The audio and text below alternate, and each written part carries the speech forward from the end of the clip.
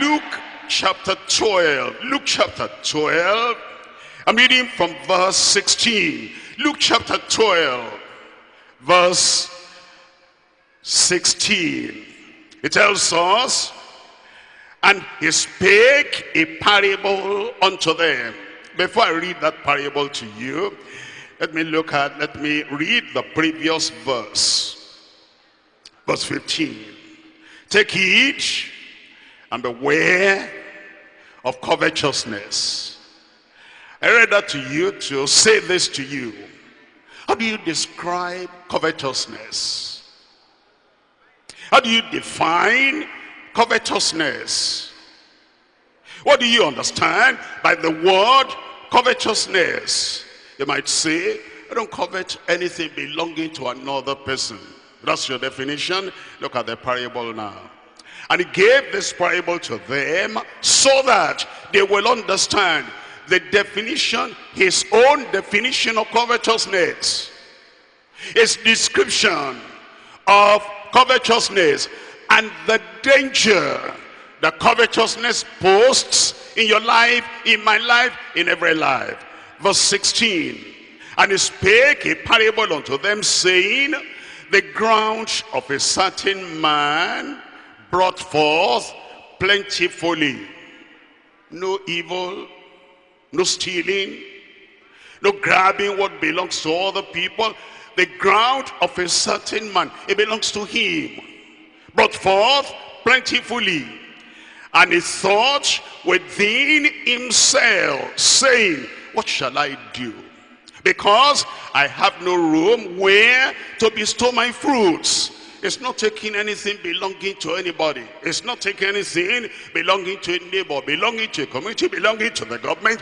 This is all his. And all this thinking is not trying to oppress another person to get anything. And the Lord is describing covetousness.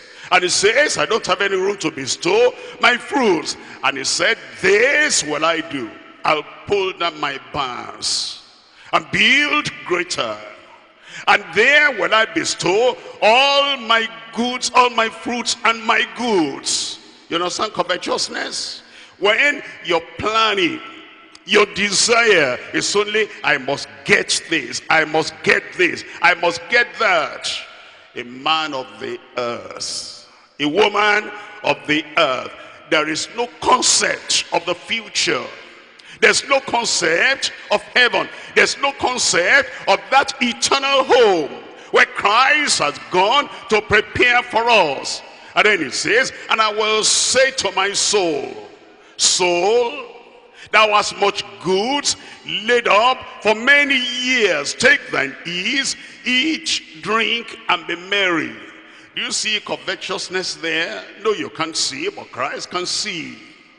And that's the parable he gave to say that when the hearts of men are after sand and cement, the hearts of men, they are after naira and dollars and pound sterling. The hearts of men, they are material, earthly things, and the things they pursue, and the things they run after, and the things they dream after, and the things they must have.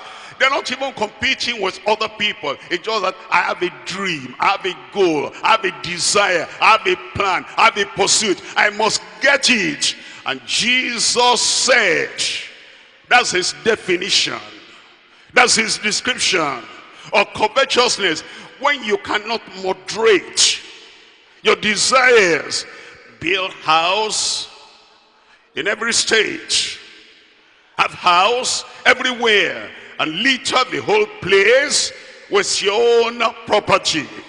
Say, but God said unto him, thou fool, this night thy soul shall be required of thee. Then whose shall those things be which thou hast provided? Look at the conclusion of Christ. So he's telling us a story. He's painting a picture. He's telling us a parable, and now he's applying the parable. And he said, so is he. Of course, so is she. So is the man. So is the woman. So you see, that lays up treasure for himself and is not rich toward God, not rich in relationship with God, not rich in salvation that comes from God, not rich in holiness. Without holiness no man shall see the Lord. Not rich in faith, trusting God for tomorrow. It says, so is every man at the end of the day, he will be a fool. I pray that will not happen to you.